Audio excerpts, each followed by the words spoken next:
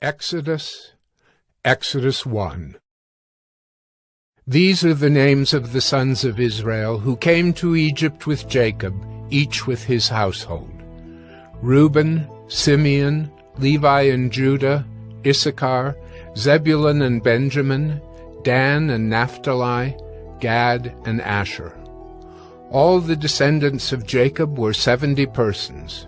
Joseph was already in Egypt. Then Joseph died, and all his brothers and all that generation. But the people of Israel were fruitful and increased greatly. They multiplied and grew exceedingly strong, so that the land was filled with them.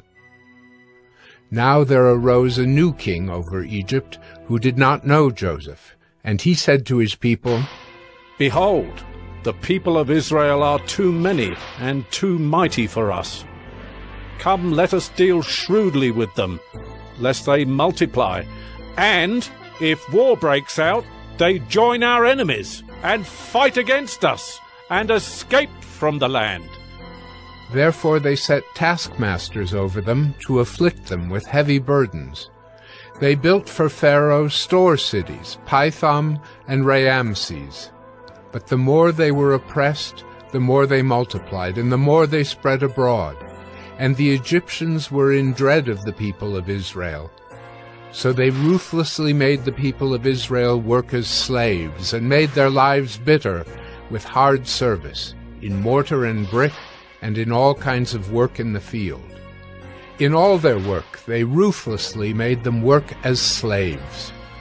Then the king of Egypt said to the Hebrew midwives, one of whom was named Shiphrah and the other Puah, "When you serve as midwife to the Hebrew women, and see them on the birth stool, if it is a son, you shall kill him.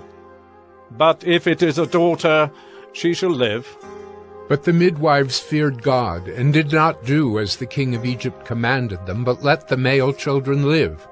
So the king of Egypt called the midwives, and said to them, "Why have you done this, and let the male children live?" The midwives said to Pharaoh, "Because the Hebrew women are not like the Egyptian women, for they are vigorous, and give birth before the midwife comes to them."